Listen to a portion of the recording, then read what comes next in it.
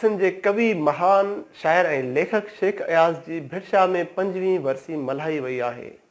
इन हवाले सां भिड़शा मां न्यूज़लैंड 1 जे रिपोर्टर अजब अली बोज़ा जी पेश आहे हीअ रिपोर्ट। सिंध जे महान कवि शायर शेख अयाज़ जी 5वीं वरसी भिड़शा में करार कप ते मल्हाई वई। शेख अयाज़ यादगार कमेटी सकाफ़त खातो, सिंध सहाफ़ी संगत ऐं सिविल सोसाइटी पारां डायरेक्टर सकाफ़त शेर मोहम्मद महर, दीवान गागन दास, रहमतुल्लाह राजड़, गुलाम मुश्तबा जोखियो, नूर सिंधी, दानिश जतोई, जामी चांडियो, नसीर मिर्ज़ा, फ़कीर इस्माइल मीर जत, सरदार अयाज़, मेमन रशीद ॾेथो, शकूर नाज़ ख़ासकेली, आबिद शाणी ऐं ॿियनि जी अॻवानी में मज़ार ते गुलनि ऐं अजरक जूं चादरूं चाढ़े भेटा पेश कई वई ऐं शेख अयाज़ यादगार कमेटी तरफ़ां तक़रीब बि मुनक़िद कई वई।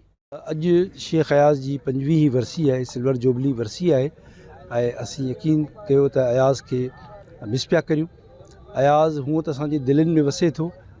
ऐं इहो जेके नौजवाननि खे गुज़ारिश कंदुसि त हज़रत शाह लतीफ़ भिटाई जी शाइरी खां पोइ वरी शेख अयाज़ साहब जी शाइरी खे पढ़नि।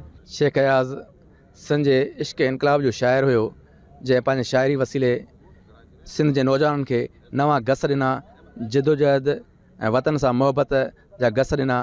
ॿिए पासे सिंध जे महान कवि शाइर शेख अयाज़ खे भेटा ॾियण लाइ क़ौम परस्त अॻवान डॉक्टर नियाज़ कालाणी, पुनल सारियो ऐं क़ौमी फ़नकार वकार मला बि करार कप ते पहुता ऐं शेख अयाज़ जी मज़ार ते क़ौमी गीत पेश करे भेटा ॾिनी। ख़बर नाहे पर मरण खां पोइ तोसां गॾु थियण जूं हसरतूं रहंदियूं। शाल मारू अचनि, शाल मारू अचनि। अॻवाननि जो चवणो त शेख अयाज़ हज़रत शाह अब्दुल लतीफ़ भिटाई खां पोइ वॾो शाइर हो, जंहिंजी वरसीअ ते भिड़शा में हिकु ॾींहं जो मेलो मुनक़िद करे सिंध जे महान कवि खे शानदार भेटा ॾियणु घुरिजे। कैमरामैन टीम सां गॾु रजब अली बोज़दार, न्यूज़ लाइन 1 भिड़शा। Like and subscribe to our channel News Line 1.